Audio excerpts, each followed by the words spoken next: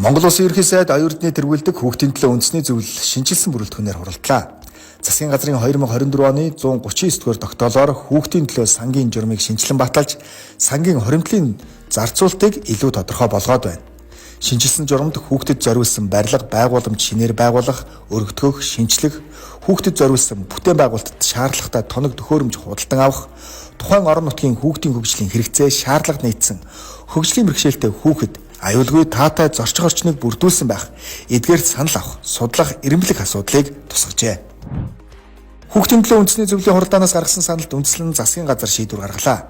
Засгийн газар 2026 оныг боловсролыг дэмжих жил болгон зарласантай холбоотойгоор хүүхдийн хөгжил, хамгааллын асуудлаарх зохис бодлогыг тодорхойлох, бүс орон нутгийн онцлог тохирсон дөрвөн улиралд ажиллах, хүүхдийн туслан барьж байгуулах ажлыг үе шаттай хэрэгжүүлэх, хүүхдийг эхийн хэвлэлд байхаас нь эрүүл мэндэд нь анхаарах, жирэмсний их хяналт, цэцэрлэг сургуулийн хүүхдийг эрт илрүүлгийн тогтолцоог бүрдүүлж, цэцэрлэг сургуулийн орчныг эрүүл ахуйн аюулгүй байдалд анхаарах, гэр бүлийг дэмжих тухай хуулийн төслийг боловсруулж, танилцуулах, хүүхдийн эрхийг хангах, хүүхд хамгааллын үйлчлэгийг шуурхай үзүүлэх нөхцөлийг бүрдүүлж, хүүхд гэр бүлийн хөгжлийг орон нутгийн байгууллагуудыг автомашинаар хангах ажлыг улсын болон орон нутгийн төсвийн хөрөнгөөр 2025-2026 онд бүрэн шийдвэрлэх, одоо хэрэгжүүлж буй ажлаа эрчимжүүлж ажиллахыг холбогдох албан тушаалтнуудад даалгалаа.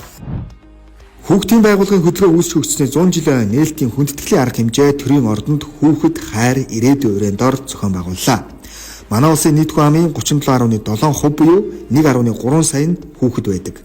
Энэ өдрийн хурал цуглаан урай лооцонгийн шинжтэй биш, нийгэмд бий асуудлаа шийддэг, хүүхэд хамгаалал хөгжлийн бодлогоо тодорхойлж үр дүнтэй хэрэгжүүлэхээр төлөвлөж байна. Монгол Улсын ерөнхий сайд хүүхдийн төлөө үндэсний зөвлөлийн дарга оюун эрдэнэ хүндэтгэлийн арга хэмжээнд оролцогчдод баярын мэндчилгээ дэвшүүлж, түүхт 100 жилийн хүрээнд бүс бүрт Монголын хүүхэд залуус гэр бүлийн хөгжил, хамгаалал, шинжилгээ ухаанч сэтгэлгээг дэмжих зорилгоор хүүхэд гэр бүлийн шинжилгээ ухааны ордон байгуулахаар төлөвлөж байгааг дуулгасан юм а.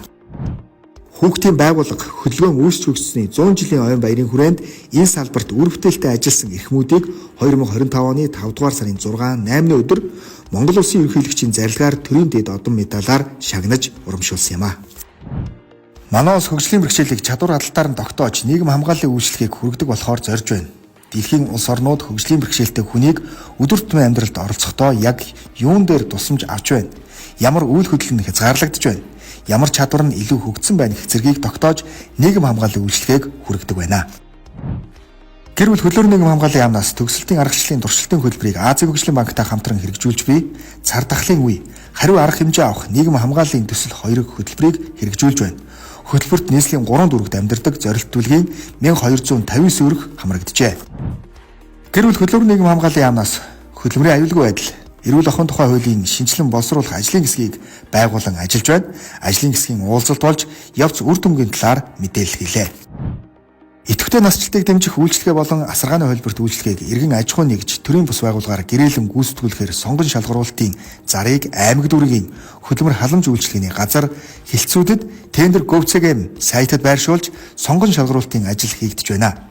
Ахмад насны зохиц үнэлгээ хийх, кейс менежмент хийх, эрүүл мэндийн болон нийгмийн халамжийн байгууллагын ажилтнуудыг мэрэгжлийн удирдлагаар хангах, сургах ажлын төлөвлөгөө боловсруулан холбогдох яамдын удирдлагуудад танилцуулан хэрэгжүүлэхээр боллоо.